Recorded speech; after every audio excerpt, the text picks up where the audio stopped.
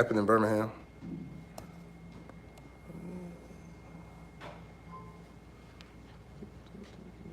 And first we'll go up with the school board, so you'll be first.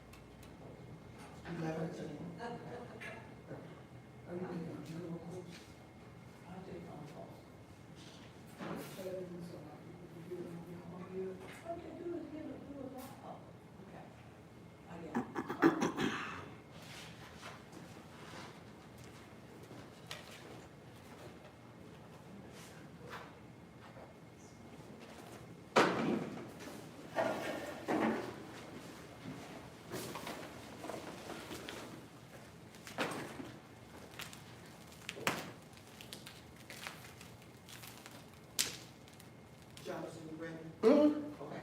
Ready to go? Yeah. All right. I was just trying to share out the broadcast, but I'll do that in just a few minutes. But first and foremost, I want to say welcome everyone. Thank you so much for being here, addressing our audiences out in the online Facebook world and everything with what's happening in Birmingham. Want to say on behalf of the Committee to Save Jefferson County, the Black Contractors Association Incorporated, Birmingham City Retirees, we welcome you to the District 8 Candidates Runoff Debate, all right? I am your fearless hostess. Today, my name is Keisha Sharp, longtime communicator. Many of you will know me as a personality from 949 and also a contributor to the Birmingham Times. So, but I am not the star of the show today. I've got two people that I'm looking at today who are front and center and whom I know you want to hear from, so we will get to them expediently. So first and foremost, we have represented with the City Council candidates, District 8. April Williams, you are? My name is April Myers Williams, and I am a candidate for Birmingham City Council District 8. Wonderful, thank you so much. So clearly she is present. Sonja Smith is not present today. We can tell you that she was invited, but she did decline to attend. And also, immediately over a little bit away from me, but not too far, we have a school board candidate, District 8.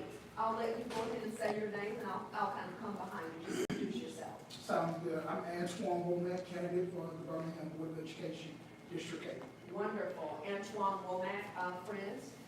He is present and accounted for, as you can see, not present today, but who was invited is Pam Bass. So she is not here. So with that, we're going to go ahead and get right into our debate today. And we're going to start with you, Mr. Womack, okay? And I'll start off asking a couple of questions, how we'll go. We'll see if we have any questions inside the room.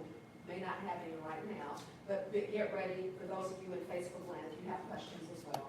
So Mr. Womack, first and foremost, based on the Alabama Board of Education report card, Birmingham High School master degree teachers has declined. The percentage rates, 38% in 2015, down to 28% in 2024. Do you see this as a significant factor in educational improvements? And if so, how do you plan to attract more teachers and also retain them? That's a good question. Let me first, before getting started, say good afternoon, or rather good morning. Thank you, Committee to Save Jefferson County, for once again opening the platform, your platform, and the doors for the citizens of District 8 to hear us. We do know that during that time period, it is not coincidence, nor is it a secret that during that time, that Birmingham City Schools was going through some trying times. As a matter of fact, during that time, we had just experienced a state takeover. During that time period, we were dealing with a lot of financial issues. And so I'm not surprised that that is the case. But what I will say is that right now that this administration and this school system has invested very well into making sure that not only are we recruiting highly talented educators, but we are keeping educators that are proficient in math and in science and all of the areas of focus that has been that's been a discussion topic. I would also say on that note that this is just not a Birmingham City Schools or state of Alabama issue. There are school systems that are in far worse shape than Birmingham City Schools is pertaining to it. And if, I'm not going to say if, after elected on October 7th, I do want to make sure that the public know that I'm going to continue to support the superintendent when it comes down to making sure we keep the best for our scholars. I just heard something, and I hope that I am utilizing this microphone correctly. Maybe I am, maybe I'm not. I think that's it. There we go. Morale, you touched on that. You are certainly right that it is not a situation that's unique to Birmingham City Schools. So in terms of being one of our leaders in education, for Birmingham, what do you plan to do or intend to do to help increase morale? Yeah, so one thing that I have been doing and that I will continue to do is making sure that I highlight the success that our school system has had. And I also believe that I also need to make sure that people understand the track record of the past 15 plus years that Birmingham City Schools has had. You know, we have struggled over the years getting people to believe that our school system can overcome when it comes down to our enrollment, attracting teachers and administrators to stay in Birmingham City Schools. When you look at the neighboring school systems that are smaller than us, but have put in significant resources to make sure that they can pull educators from Birmingham City Schools, which has happened. And so as the next school board member for District 8, there is one thing that I'm going to make sure that happens, is working in collaboration with my next city councilor. We're going to make sure that people coming into District 8 understand that we have some of the best educators in our district, but also that we are pro-public education elected officials, and that we're not going to back down off that, and we're also not going to allow other entities to come in to tell about our school system. That's pretty good. And let me stress, not an issue that's unique to Birmingham City Schools as it relates to education, okay? We're highlighting this today because we're talking about an upcoming election. Moving on from that though, according to our notes, District 8, is it one high school in District 8 that we have? There's no high school.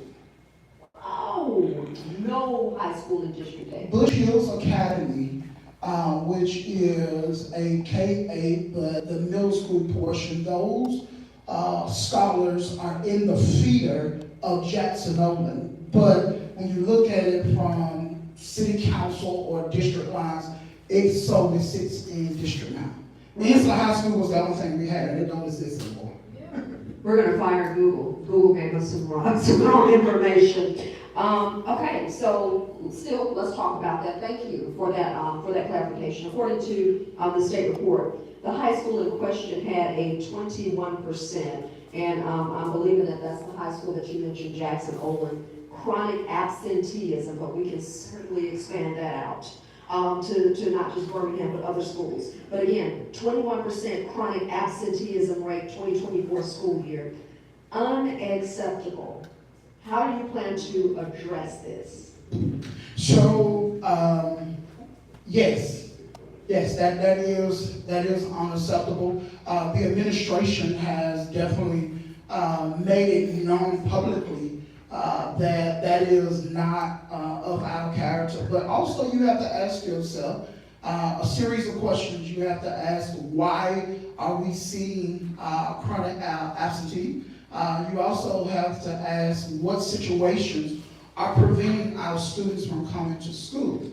You know, and so when you look at Jackson-Olin, and you look at also who attends those schools, a lot of our scholars that attend Jackson Nolan have to be bused. And there are some children that actually have to walk, and I've seen this, sometimes a mile just to get to the bus stop. But you also have to ask yourself, the question is that the socioeconomic piece. The average high school student is at home taking care of their little brother or their little sister. Some of them actually have jobs. And they're working jobs that sometimes they'll get out to 9, 10 o'clock, go home, and try to get up and go to school. And so one thing that I do believe that we have to do, and it goes back to the piece of the community partnerships. It goes back to Birmingham Housing Authority, the city of Birmingham. We have to talk about what resources or what avenues can we put in place to make sure that we're just not beating the hammer down, you're not coming to school, but we find out why they're not coming to school and make sure that we put in the resources to make sure that they get to school. I remember covering this, I have to. This was a couple of years ago, but a program in which the mayor's office directly went toward that and basically, gave incentives or whatever. Yeah. Do you know what I'm talking about? I do. And the mayor's office just recently, in collaboration with the school system and the housing authority, came up with that same similar initiative. And so what I will say is that after elected to the school board, once again, I do look forward to working with my city council and us coming up with ways on how we can make sure before the school year start and throughout the school year that we're promoting why it's important, Ms. Sharp, that we get our scholars in school. I think it's also important to point out that a big reason why it's important that we continue to push about attendance is because Birmingham City Schools funding within the first 20 days of September after they come back is solely dependent upon how much money we get from the state. And it also lets you know if we do not get that money, where we're going to have to go to find out where that money is. I like, and I'm coming to you in just a minute if you have something in the audience. Hey, friend, I'm going to come to you in just a second, but I'm here with you because I do some work in the school system, so it's kind of like a little bit of a passion of mine right now in terms of what I'm seeing. I like the direction in which you were going and saying, I wanted you to expound on a little bit, because we cannot just say you're not coming to school, get to school. Particularly in some of our communities, with some of our brown-skinned kids, we deal with more, and they are dealing with more than just get up, wake up, and go to school. So my question to you is, how do you, from sitting in the position of a school board member, okay, how are you able to look into that community? Is it a question of partnering with other agencies? Is it a holistic approach? What approach would you take to get at some of those issues that are affecting some of our children who have to do more than just wake up, dress, and go out to school and have a great breakfast and blah, blah, blah? They're dealing with a whole bunch more. So let's take for an example. And this is the difference between me and my opponent. It is the fact that I grew up in that same condition that the average student is dealing with now. I grew up in the brickyard, had a mother that worked at 2 jobs. And there were times when we got home, there was food, but I had to make sure I got my homework, make sure my little brother ate, make sure we took our clothes off. And at that time, we didn't have a washer and dryer. We had to get it in the kitchen and take our clothes and scrub them on our hands. And I still had to make sure that I called my mama to let her know we were okay. A lot of our scholars are still dealing with that. Now, how do we address that? We address that by making sure that those of us that have been trusted by those of District 8, that we go out and we talk to our partners. And we let those partners know that it is so good that you want to come and do something in Birmingham City Schools, but now I just don't need you to come and do something. Let me tell you specifically what I need, how we get it done, who will get those resources. And I do believe that I am in a very unique situation of being the neighborhood president, that I've already begun to reach out, and I've already made some relationship with some people that are definitely interested in making sure that we do that. And so I think the key point that we need to make known here, and I want the listening audience to know, is that when you take the adult responsibility of our children, we found out that guess what, they succeed more.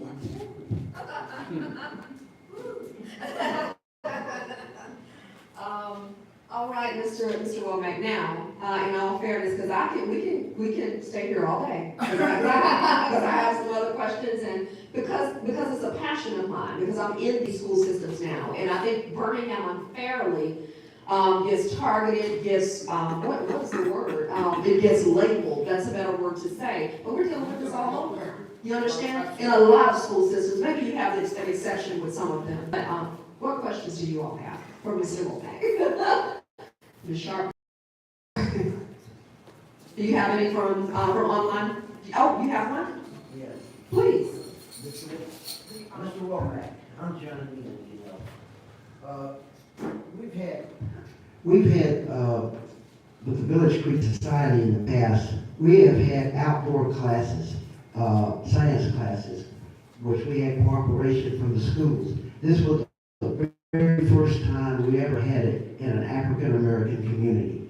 We need to find out if we can continue these programs, because I see some hope for these students, that one day some of them, who knows, they might be the greatest scientists we ever had, and we need that. We need to strengthen more in having science programs, environmental type programs for schools, And as you know, I'm the director of the Office of Advocacy and Justice for the Passionist community of St. Mary's Holy Family and St. Joseph, which is by the way right over here. And I'm very concerned about trying to see if we can we need programs like that to work with community groups like environmental groups, so that we can have outdoor science classes where the kids can get out there and collect samples and all, and it's very needed. That is a good question. It's so funny, John, and it's so good to see you.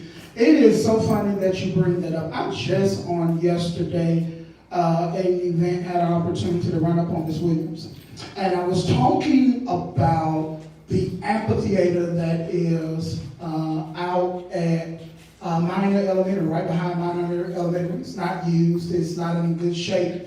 And I was telling her that one thing that I would like to see happen is that not only do we rehab and get that amphitheater up and running, but we also give our children the opportunity to have outdoor classrooms. Bush Hill STEAM Academy already has that. And having an opportunity with my relationship with Dr. Phillips, he has told me the impact of learning as it relates to our scholars being outdoors and with our scholars being within the classroom. And I do believe that's something that has already happened within our school system for the first time in a long time, is that there are a lot of horticulture and gardening classes and those type of classes that are yet going on. And you have my commitment, John, after I'm elected, that I will definitely make sure that I advocate with our superintendent to make sure that we continue those partnerships. I got a question. This is from online. What would be your top 3 priorities to work with the superintendent for the schools when you're elected? Yes, sir. So the top 3 priorities that I do believe, being here in District 8 and not being my first time at this position of running, is that we're going to continue to make sure that individuals know that Birmingham City Schools is open for partners. Taxpayers' dollars can go only so far.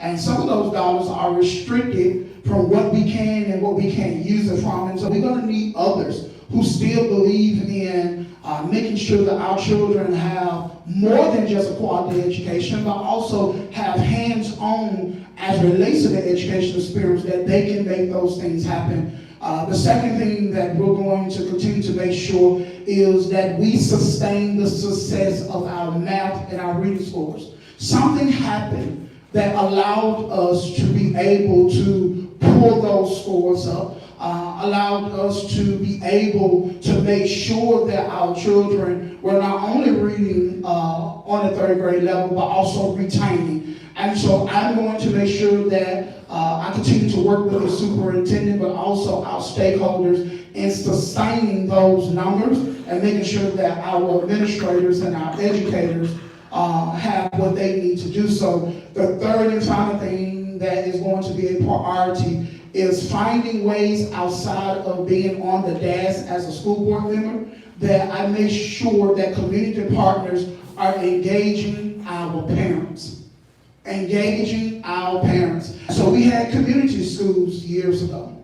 And during that time, those community schools were an avenue for parents to be able to go and connect what was going on in their child community, in the classroom, but also those crucial resources like food, housing, those things. And so I do believe that we have to go back and we have to address those things. And I will say this to the listening audience: I cannot require students to come to school if we're not addressing the holistic issue of the whole man. Thank you, sir. Okay, so one more question from here. Elementary school teachers are struggling with children entering first grade without even basic skills. Are you willing to support legislation to make mandatory preschool enrollment? Yes. The reason why I do believe that there needs to be mandatory, that our scholars automatically are enrolled in preschool, is because you find out, and once again, I've had the opportunity to talk to many of our elementary school teachers. They have told me, said, Mr. Womack, individuals who are in our pre-K programs come into kindergarten already 2 steps ahead of those that are not. I'm also proud to say that one of the top issues in the mid-2000s, after we went through the consolidation of a lot of our schools and so forth and so on, were that board and that administration during that time heard a lot of parents talk about the fact that they have to take their children to other school systems because they have pre-K programs. I am proud to say that all of our Birmingham City schools, elementary schools, have pre-K classes. So there's no excuse why it is that our children not only do not have access to those reading fundamentals of phonics and those things, but also why the parents don't even know, when the school system has done a fine job of making sure in ahead of time that parents know about our pre-K classes. And as a matter of fact, Ms. Sharp, they announced on the radio year out. And I'm going to continue to make sure that we increase that. All right. Are you willing to support expanding school bus routes to include children living within the 2-mile limitation, classified as poor and disadvantaged students? I do believe, and I believe I'm 100% right, that this administration tackled that head on. We have more bus routes now than we've had before. And I will also say that I do believe that we do have to go back and revisit to make sure that those bus routes are even more feasible for students to get to in a certain period of time so that they won't miss it. And so I'm excited about the fact that I'm sitting here having this conversation. But I remember when we couldn't have this conversation without it being a but, what? But now we're having this conversation, we can say, not only have we done this, but we're going to continue to improve, and we're going to continue to find other ways on how we continue to build success around it. I want to make sure that I am including you, the audience. Do you have any other questions for Mr. Womack? And do we have anything, Mr. Escott? Somebody mentioned, would you commit to helping to establish the community schools from the Mr. Desmond era? Oh, it's disputes, sorry, disputes. Yeah. Yeah, so when Mr. Dismute was in Birmingham City Schools, the model around those programs were tremendous. And the reason why I say that is because my mother benefited from a lot of those programs. So I do believe, and I'll be honest with you, a lot of those funding were state funding. We may not get that back, but we can create other models that looks like that. And I also believe that we can also find other ways on how we can restore some of those resources. You take for an example, the Housing Authority gets certain federal dollars that talks about making sure that those parents that have so many children that are within Birmingham City Schools, that they offer certain resources to make sure that not only the children have what they need, but parents also don't have to worry about it. And so as a school board member, not only is it my job to make sure that we have a balanced budget and that we make sure we have the best personnel, but it's also my job to go out and make sure that people once again know that Birmingham City Schools are looking for partners. We want partners that are going to come in and deal with the whole issue, not part of it. You really kind of led into this last question I was going to ask you. I'm loving this partnership theme because we know in raising our children, it takes a village, okay? And a lot of times I think unfair pressure is placed solely on that teacher. So along that thought, would you consider collaborating with Black contractors and businesses to include more school service contracts and supply agreements to help our students? Yes, yes, yes, and yes. Reason why I tell you that here in Birmingham, and I may get in trouble for doing this, but hey, who cares? Ms. Williams serves on our school board, and she pushed for minority participation.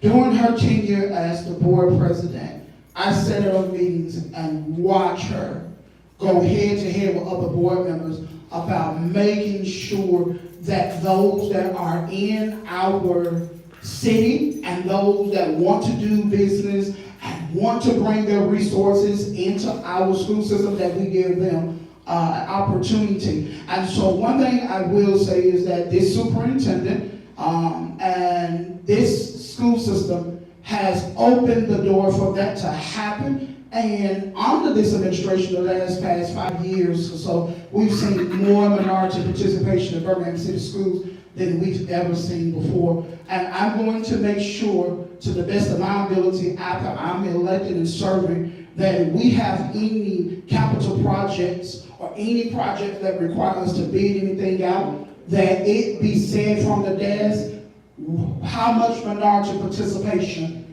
is in this project and who are these people, have we reached out to these people. So do know I'm going to be one of those. I'd like to hear that. All right, it's time now for your closing statements. Well, there's one more that I think that's important. You have one more? Yes, and would you Okay. support partnerships with public transportation systems and Uber to ensure all children get to school in advance? You know what? I didn't think of that, and as a matter of fact, I'm going to definitely have further further conversation with Dr. Sullivan about how we can utilize that. I do know, because I'm an Uber driver, that they do have Uber team, and I do pick up a lot of our scholars from school. But I'm sure there's a partnership that the school system can possibly do with Uber, where individual students can have a credit or something between a certain period of time to make sure that they get to school. And so that's good. I like that. An innovative thought. You're welcome to do your closing statement. Forgot about that. That's okay. It's okay. So I've enjoyed the questions. It has been a journey, people. It's been a journey. 19 years. And I get emotional.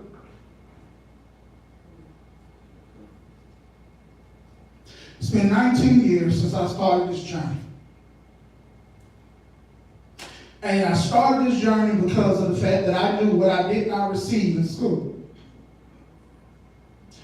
And I knew that if there was not an individual that made themselves available or at least tried to address those issues, that not only were we going to continue to see the same thing happen, but I also, for the past 19 years, have watched issues go from being not answered to addressed. I've been at that fight. And every time I enter that fight, you know what I do? I always remind myself, Antoine, you are the voice for those parents that don't look like the average individual making decisions. They don't feel comfortable going before our school board. They don't feel comfortable going to the PTA meetings. It's not that they don't want to go. It's the fact that, guess what? They don't know what to say when they go, because they feel like they're going to be criticized. And I am proud to stand here today, win, lose, or try, to say that I have proven myself. I've shown myself to be a student. I've shown myself to be a fighter of the important issues. Now what I'm asking the people to do, let's finish what we started 19 years ago on October 7th. Let's continue to make sure that our scholars have everything that they need. But most important, let's make sure that people understand that Birmingham City Schools is that beacon. And Birmingham City Schools is that school system that is sending the best in the best out. How do I know that? Because I am here at Idle Ford on October the 7th, serving as your representative for the next 4 years. Thank you for this opportunity. Thank you so much. Mr. Antoine Womack. Thank you very much.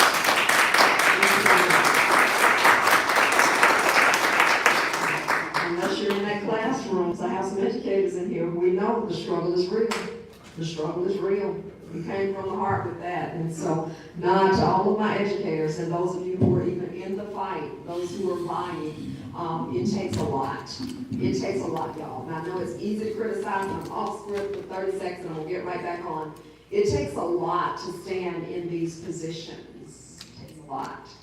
So it's easy to criticize, easy to politicize, but they're on the front lines with our children and wanting to do better. And that's not an endorsement statement. That's just someone who's in the classroom and who's in the fight with you all too. And I just, what do you call it? I stick my toe in the water and jump out when I get ready. I have a little more flexibility. But for those every day, my God.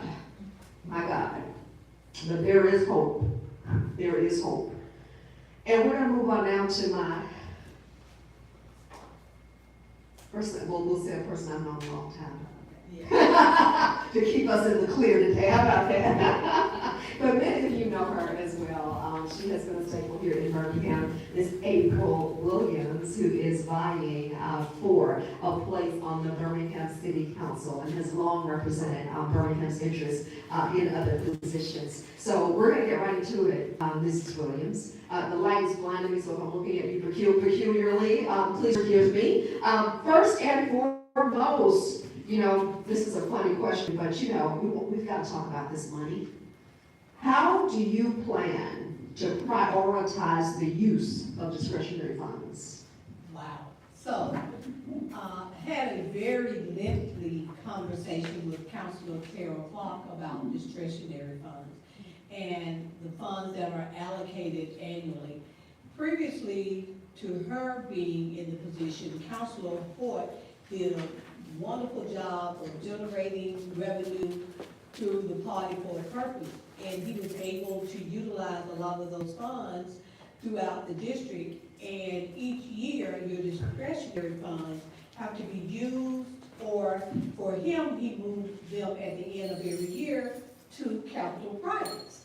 And therefore, there was a surplus of funding available that has enabled Councilor Clark to provide funding like to Rising West Princeton for its facility, to Bush Hills, to Bellevue Heights for capital projects. Well, What I would like to do is to have a team that would help make those decisions. The community can best determine where it needs and wants to place its funds. When I served on the Birmingham Board of Education and we were looking at schools, what I did, I called all the neighborhood officers together and they made the determination of which school we would start first, and they selected Glenn because the students were going from 3 different facilities every day. The lunchroom and gym was here, the education facility was here, and then the, band building was over there. So the community made that decision. So to wrap all of that up, I would like to have a council of leaders from District 8 to get together, take in applications from the community, and make those decisions of how those funds are allocated. Speaking of making those decisions, you know, sometimes in the city, and particularly in the position that you would sit as a city council person or whomever with that seat, there's criticism about how those funds are distributed, okay? You've heard this, my personal opinion. Can you tell us, or can you talk to the people who are listening and the people in this room, how do you decide which community organizations get priority and receive? What does that look like? Well, that's kind of just addressed. I want to make sure that the community is making decisions of how those funds are allocated. We have 12 neighborhoods. We have nonprofit organizations, we have places of worship, we have different leaders. So we would have a council that would take in applications and review them. And I'm not talking about a city council, I'm saying a council of leaders of District 8. Because when people make decisions for themselves, they can better first understand what the needs are.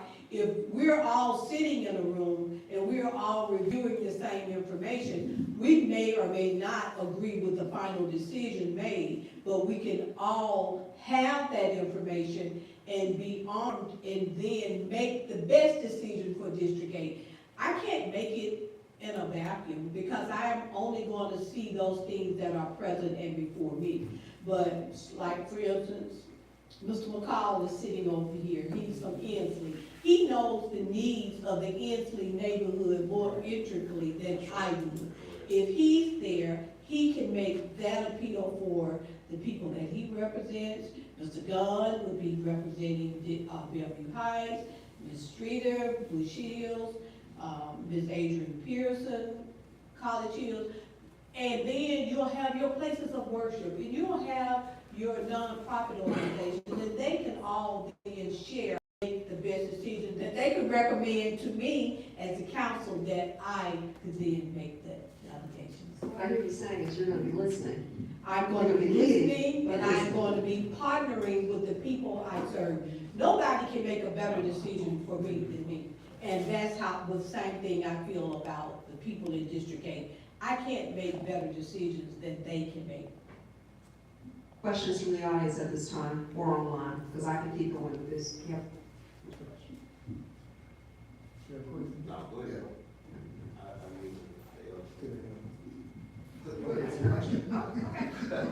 Sorry, Robert. My name is Gordon Carr, I'm president of a Inslee community and neighborhood.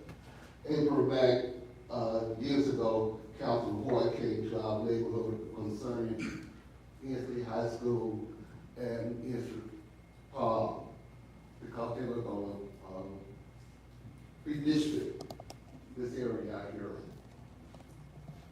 He told us that if we give up the Inslee Park and let them have Inslee High School site in District 8, we do not know anything about it at this point in time. We look at the Inslee High School site now. We promised the developer come in and build 242 apartments there. They go through. Another developer came to me about 3 months ago about coming in and taking over, but other development did not come through. Well, compared to my Inslee High School, the grass is taller than I am. The site have been neglected. I don't know why, because we voted to rezone that area for, housing, home. So if you, I know you are, when you are elected now, what are you gonna do about that part, Isley High School site? You got plenty of land, are you going to help our neighborhood to get that site redeveloped and grass cut? Because we need to help the council, Council Block. She told me that, well, that's the only part that she really had in her district was the Isley High School. With 242 houses there, that would really be a whole other community if we get someone to come in to develop that area. So, you going to pay attention to that site that we can redevelop it and make it a vital part of the neighborhood. We need some help. Otherwise, it's gonna be just like it is down there now. You pay it back on the way out. The grass, like I said, is taller than that. It needs to be taken care of. Someone needs to pay attention to that site. I'm smiling because I just had that conversation just yesterday with Councilor Clark. Because as I'm canvassing, I rolled by and I said, that is a real eyesore. And if I lived across the street, the council would have no peace. And mayor, I would be there every day asking for them to maintain that property. I recall very well, the city of Birmingham purchased that lot from Birmingham City School for $50,000. That was pennies on the value of it. So there is an obligation from the city to make sure that that property is properly developed and become a resource for this community. You may recall when we had those when the city was having those conversations, and what I asked her about on yesterday, and she said COVID happened, then the tax funding, rebates went away. So she explained to me why the city hasn't, or the developer hasn't moved forward. But my job would be to get that project moving. And we don't have to just wait on City Hall, people. We have developers who are willing to invest in our communities. We just have to welcome them, and then we have to walk with them through the process. As you talked about rezoning, has that been completed? If not, we walk them through that process. And then looking for partners. If you look at Tuscaloosa, how Tuscaloosa has been redeveloped since those funds from the tornado and the funds from opera, we need to do a little bit better with investing and rebuilding and rebranding Birmingham. And I am totally committed to that. Okay, yeah. Good morning, everyone. Good morning to you. Two things, and all in the same. Are you, once elected, will you reach out to the faith community to be a part of the leadership decisions, or even bringing them in? And two, do you have a plan for mental health in District 8? So, when I introduced the council of leaders, places of worship would be at that table. I've been throughout this process of campaigning, meeting and keeping in touch with ministers. There's a group that meets every week, and so I've been there a couple of times. But I grew up in Hensley, in case you don't know. I grew up in Metropolitan CME Church. When I married my husband, he was at Sardis Missionary Baptist Church, so I joined Sardis Missionary. My daughter was in high school. She was interested in Faith Chapel. My family worshiped at Faith Chapel. So I am intricately involved and committed to places of worship. And the church is central to every community. And the Black church plays a huge part in the vitality of any community. So, back to your question about mental health, you know, even in my conversation with you, that's something to me, we, as Mr. Womack talked about, the whole child, I look at the same thing about the whole community, the whole person. we have a lot of people in our community that have mental illness, and we need to address that. People who are displaced, people who are homeless, some of our violence, some of our domestic violence, it stems from mental illness. So I would definitely like to have a branch of my administration to particularly address that and have those partnerships with places of worship and the mental health community. Okay, I'm thinking, probably not probably, but I got 3 questions right quick. The first question is something you just said. So are you saying that you're gonna meet with the presidents? They're gonna be your council, the presidents of these neighborhoods, like Mr. I forgot his name, I'm sorry. Mr. Call, yeah. Well, Senior moment. I'm not gonna limit it to the president. I'm going to let each neighborhood association delegate who they want to be their representative on the council. Okay. I don't wanna make that decision. The neighbors select their presidents, and that body can say who they want to sit. Right now, you have 99 neighborhoods in 23 communities. District 8 does not have, we have 3 different communities and 12 different, we have 3 different of those communities and 12 neighborhoods, right? But they are not one jointed unit. College Hills sits in Smithfield. Right. Rise in West Princeton is in West End, all of them. Bush Hills and, Bellevue Heights, Inslee Highlands, Central Park, and Fairview, they're in 5 Points West.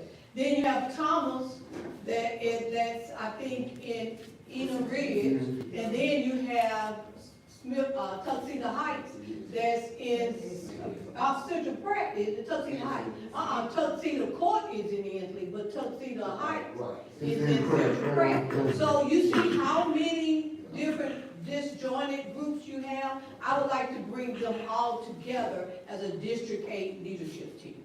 Okay, the reason I asked that, Ms. Williams, was because I have always felt, this was not one of my questions, I have always felt that the process of the CAB was not respected in City Hall. It should be government that starts from the neighborhood. And like you're talking about, and it touched me when you said that, and then go to the council from there. And what you were talking about, the reason I say president is because I don't think the neighborhoods are respected in this process. And if you would empower them, every mayor that I have known, other than Mayor Arrington, has worked to power from them. So that's the only reason I said that. Now, 2 quick questions, then I go on. Birmingham Southern is in your district. I heard a brother who, I think he's Maurice Todd's church member, he's on the show with Mr. Williams, said that this year Alabama A&M had the biggest enrollment they ever had in history. Why is it that the city of Birmingham is not working with Alabama A&M when they made an offer for Birmingham Southern and the city is saying nothing and doing that? And the last thing is, you are a contractor. And so how would the disparity study, you think, help the contractors have more opportunity? Okay, let me take the first question, right? The second question. Wait, you got me with that contractor. We were talking, what's your second Birmingham question? Southern. Oh, Birmingham Southern. So that is kind of an element, because Birmingham Southern is a private institution, and it has a governing body, and it really has 2. You have the college, and then you have the United Methodist Church. So they are ultimately the ones that will make the decision on the sale and the final use of that. So what that means is we have to be at the table, we have to be a party, we have to make sure that we are engaging with them. And fortunately, for Bush Hills, the neighborhood, leadership, because Birmingham Southern sits in Bush Hills, it has a big footprint in Bush Hills. Lane Essence, who was the vice president, sits on our board for Bush Hills Connection. So we have been a party in staying abreast, and currently they do have two viable options that they are working with. One I like a little better than the other, but they are both vital. But you can't, as much as, I like Miles College proposal. I like Alabama A&M. I like the one that they had with them coming together. But we can, the city of Birmingham did give them $5 million, we'll loan them $5 million, but the state didn't give their share, which meant Birmingham Southern closed. So now we just have to be sure that we're at the table, letting them know what's the best use that we as a community would like to see in that facility. And the disparity study last week. Okay. Whatever you, I'm sorry, Okay. adding that. So on the disparity study, that's a long history for Birmingham. Actually, when I was in the fire chief's office at Birmingham, that was a reverse discrimination suit against Birmingham with the white firefighters against the city of Birmingham that I worked on. I was there when other disparity studies were done. The value of a disparity study is to let you know where the disparity is. We are really not struggling with that. Our struggle is on the implementation of the recommendations of the disparity study. And I can say to you the same thing as Mr. Womack said. I have always been an advocate for people in a community to receive the benefits of the dollars that that government or that entity spends. If we're spending dollars in Birmingham, people in Birmingham should benefit from those dollars. Not just based on race, social, economics, what your commitment, how. If you look at a community, if it's 90% African American or 30% Hispanic or whatever those percentages, then those dollars should be allocated to those community people or groups. What's the proper word to say? Equitable distribution of resources. Ms. Williams, my name is Dexter Cunningham, and I represent the retired employees of the city of Birmingham on the pension board. My question to you is, what would you be willing to do to advocate the proper compensation for those employees who have served the better part of their working careers, because presently they have not received an increase in 3 decades? Now, of course, that has to be executed from the mayor, because the mayor is the individual who decides what the revenue distribution is. But as a city council person, how are you going to have the mayor have greater accountability for the least of these that have already served the city and now are being ignored? So, let me go back a little bit, if I could. When I worked for the city of Birmingham, that was prior to 2016 when the Mayor and Council Act changed.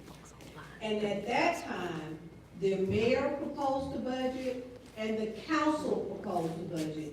Then they negotiated and came up with a balanced budget that would address employees. Well, now, as you just said, only the mayor makes the recommendation and the council can vote it up or down. If the council chooses not to approve it, then the mayor just continues to operate off the previous year's budget until a new budget is proposed. And the mayor makes recommendation to move funding from one line to another, and the council can only make the recommend, vote it up or down. So, to me, the first step or the first action of business should be to have the Mayor Council Act rolled back prior to 2016, so that the council can be accountable to the people and make those allocations. But to your point, I would advocate, similar to how we receive our increments, our cost of living increases, should be done the same way your city employees who are currently working. It may not be the same percentage, but there should be a percentage allocated for retirees as they are doing the negotiations. Not just a one-time thing, that should be a process in place for a periodic review and those decisions to be made. Wonderful. Go ahead, Mr. Jarvis, we're gonna tap someone from online. Okay, there's two that came up. You can choose how you want to tackle them. The first one is, how will you use 501c3s to help the community if you're elected? And another question is, what's your assessment on crime in the city, and how do you suggest you can help get it addressed? Okay, so now, you know she's timing me, right? So Yeah, I'm wherever gonna take you want. one at a time. Yeah. So your first one is, how would I utilize 501c3s? And I think you're asking the perfect person that question. I am a founding board member of Bush Hills Connection, which is a 501c3 that works alongside the Neighborhood Association to provide resources and to help that neighborhood achieve its goals and its objectives. So when you're looking at your neighborhood association right now, I think they used to get $10,000 a year, now they get $2,000 a year, and if you look at what they send, if you were going to send a person to NUSA, that's $2,500, so that's more than you're gonna get a year already, you're in the hole. So I would utilize our nonprofits and help fund nonprofits and help provide resources for nonprofits. And you have a number of organizations. I recently completed a couple of years ago, Alabama Association of Nonprofits Leadership Institute. And it provides information on budgets, on training, on communication, on revenue generation. So helping those nonprofit organizations stabilize and be able to be strong, and then to partner with the neighborhood associations. And I'd like to see every neighborhood association have a partnering 501c3. Want to take the second I'm question? ready for the second question. Okay. Okay, what are your assessments on crime in the city, and how do you suggest you can help get it addressed? Well, that's a loaded question. You have a lot of professionals that are addressing that. You have Chief AC, former Police Chief AC Roper. The mayor has a team that's addressing that, and I ran into Chief Roper and have his number, and we are going to sit down and talk about those strategies. I don't have all the answers, but I will tell you that when you look at the number of deaths, violent deaths that occurred in Birmingham last year, we are drastically down. However, if you look at those other crimes, burglaries, domestic violence, rapes, all of those numbers are higher than they were last year. So we have to address it from a holistic approach. We have to look at the underlying causes of violence and crime. We talked a little bit ago about mental illness. We need to look at social economic.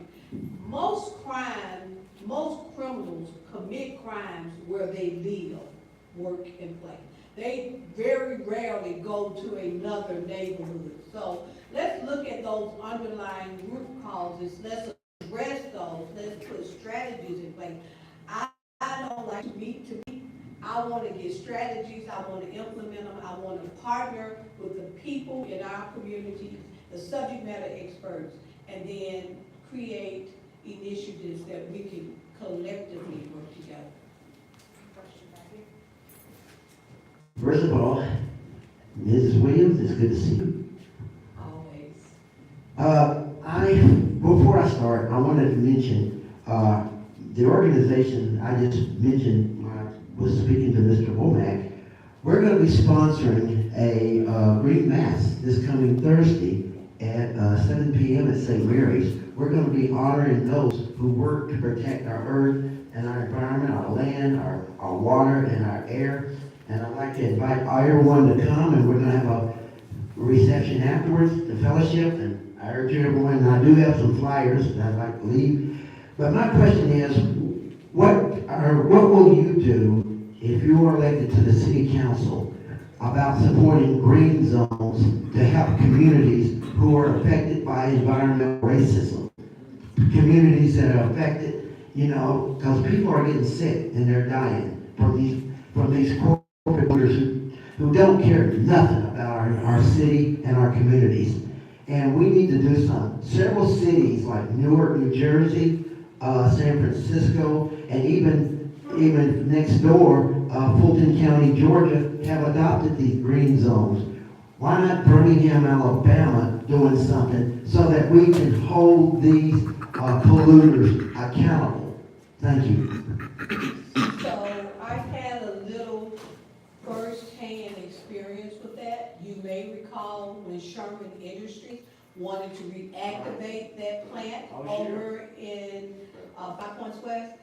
That's not the this neighborhood that I live in, but it impacted me and the people that I love, right? So we became involved in it. I received the notice on Thursday that it was on the city council agenda for Tuesday. No one knew anything about it. That was Friday. No one knew anything about it. So I called Dr. Mark Wilson at, he was then at Jefferson County Health Department, he's the director. I sent him a letter, asked him to meet with us.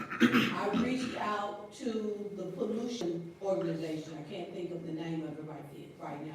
But Dr. Mark Wilson met with us out on site. I sent a request to the city of Birmingham, Freedom of Information request, on when did that process start? What was the status of it? What actions had already been taken? On Monday, on Sunday, the neighborhood officers, we came together and formed SOS to fight against that. So I have been intricately involved and engaged, went out with the mayor and the other neighborhood officers, and as a result of our actions, there is no Sherman plant in Five Points West.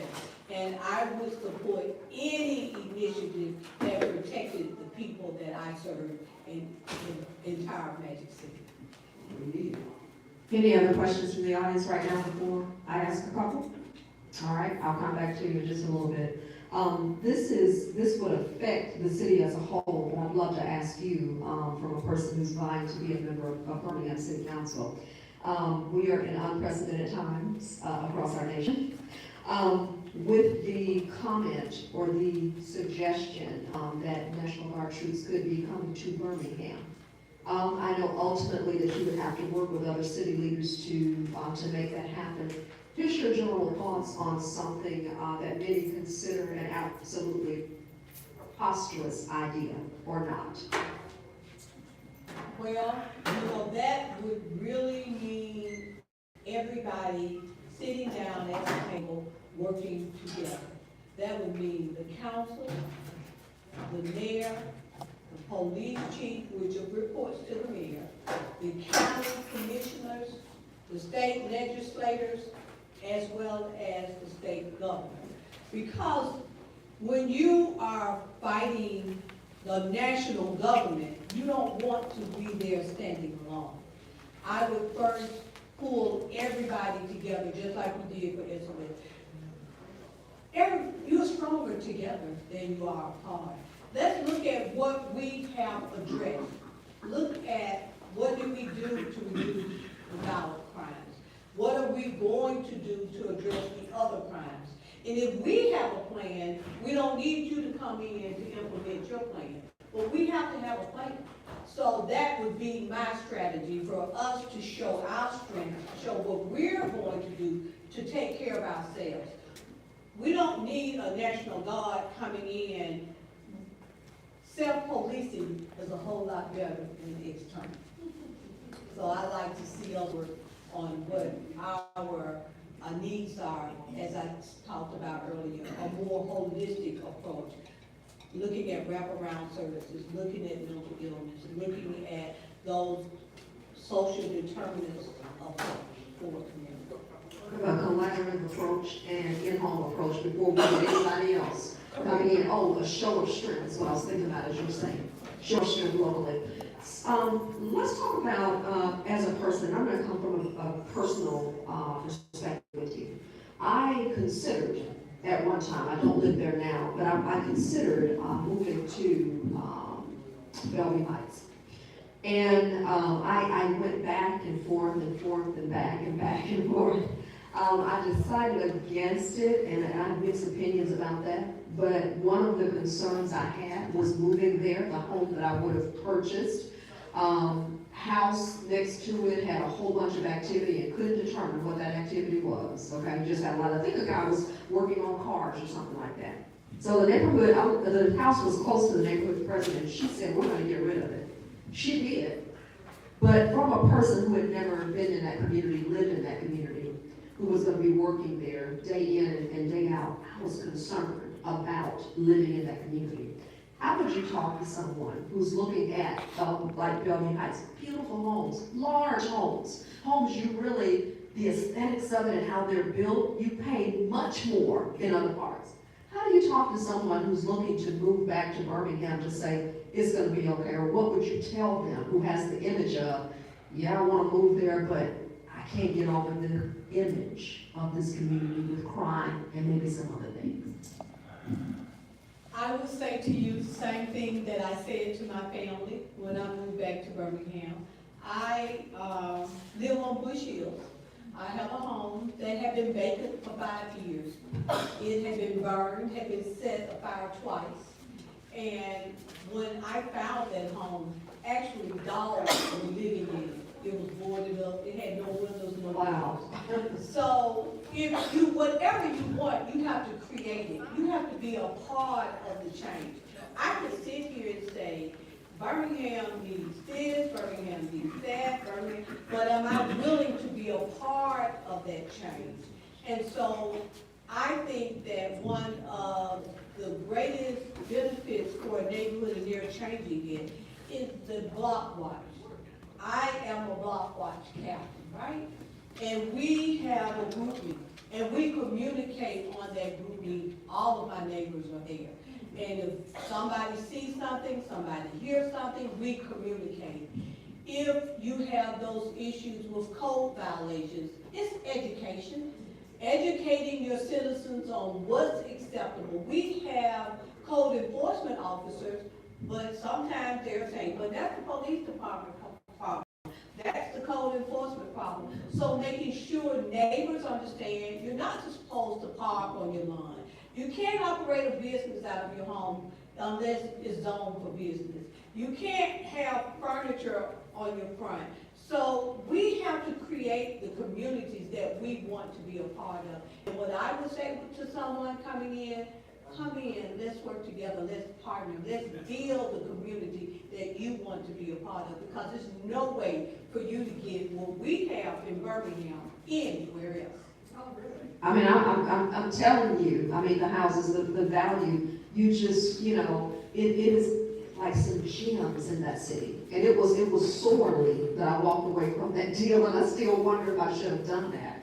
And what you talked about, the community talking to one another, being on group meeting, that's what we did in a former neighborhood I lived in, so effective. So I love to hear that. And finally, as I kind of surveyed and looked out over the land,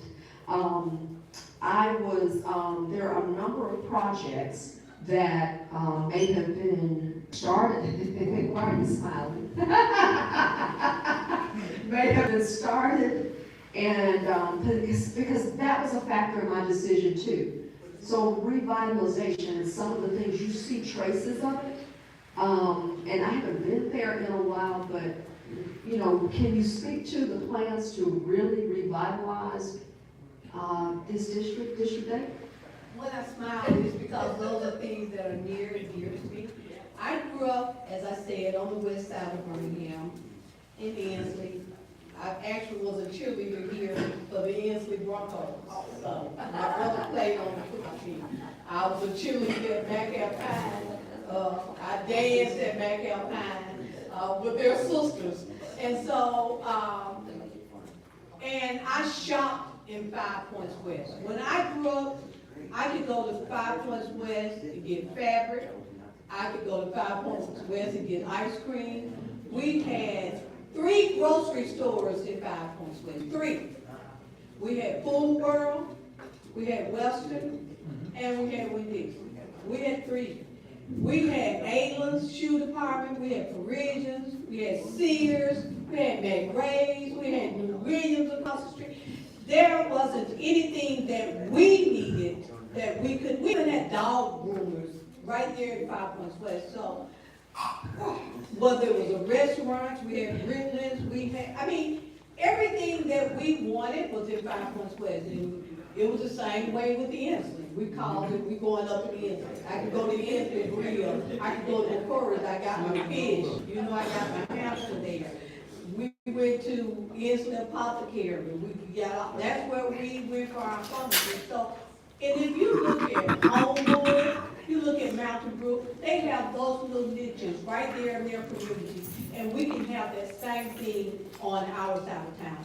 I spent the evening the other day, I got left work, went to get my nails done. I walked the strip of Five Points West, and they told me those businesses I talked to had invested over $6 million in their stores and renovation. How do we show our appreciation for that? We shop local.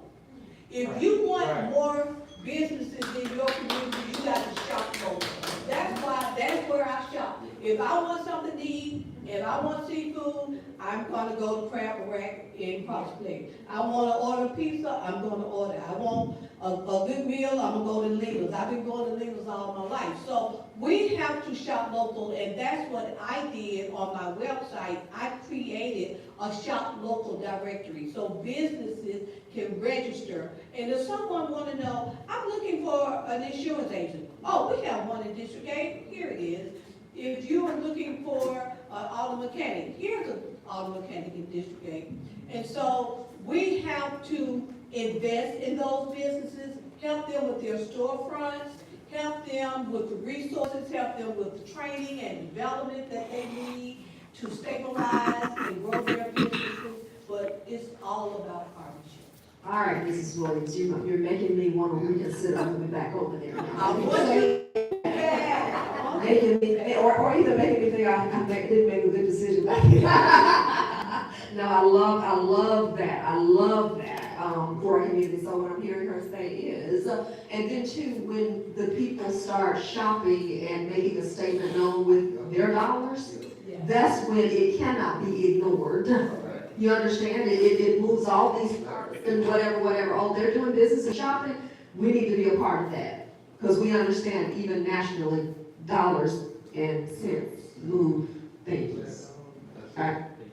Thank you. I want you to, are we still good on time for her to go ahead and wrap up her statement? So this has been wonderful talking to both of you. It would have been just as wonderful if we had our other candidates here too. But it's okay. This is life. Your opportunity, Madame, to wrap up with your closing statements. Well, I want to say that I am a staple of Birmingham. I grew up on the west side of Birmingham. I graduated from P.D. Jackson Nolan High School. My family moved to Bush Hills when I married my current husband. My parents gave me a home on Avenue G in Italy, so that was my home. When there were some things that happened in my home that I no longer felt safe, I moved to the east side of town looking for a safer community. I was broken in over there too. Okay. And so when my husband's father became ill, he wanted to move closer as the only son. So we moved to his home in Tuscaloosa. When his father transitioned, we moved back to Birmingham. And as I was looking for homes, I looked for homes close to my roots. Yes. And I came back and found a home in Bush Hills that had been vacant. So I left it, I made it better than I found it. I served on Birmingham Board of Education. I left it better than I found it. I've worked for the city of Birmingham. I understand city government. I worked for the fire chief's office. I understand the needs of first responders. I've worked in street and sanitation. I understand the delivery of public service. I work in my neighborhood. I'm a part of this community. I will say to you, no one will work harder, no one will advocate more, no one has more experience, no one is more dedicated than moving District 8 and the Magic City forward than I. On Tuesday, October the 7th, I ask that you please return to the poll and take 10 people with you, don't go alone, and vote April Myers Williams, Birmingham City Council District 8. Let's partner together to make District 8 great and ultimately the Magic City. Put the magic back in the Magic City. Come on now. Ms. Williams,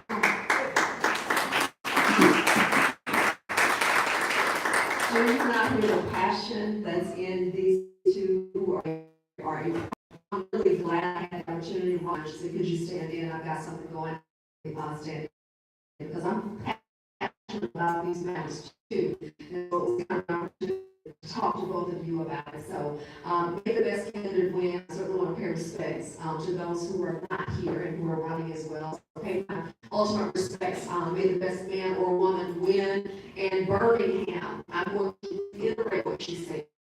We cannot just talk about it. It is high time that we make this, and we can find time to do everything else we want to do. They can't say it, but I can say it. Is it politically incorrect? Is that we need to get up, we need to vote. And as she said, bring some folks with us as well. Time to get up. I can say it, and I'm not afraid to say it. So, and I see, look, Jarvis, I see you are gone now, but maybe the message will still consider still spread. So, that's my prayer. The best man or woman win. I thank you. This is our speaker. Is there anything else we do closing out today? So you all have a wonderful rest of your Saturday and shout to 10 people, you know, vote. Have a great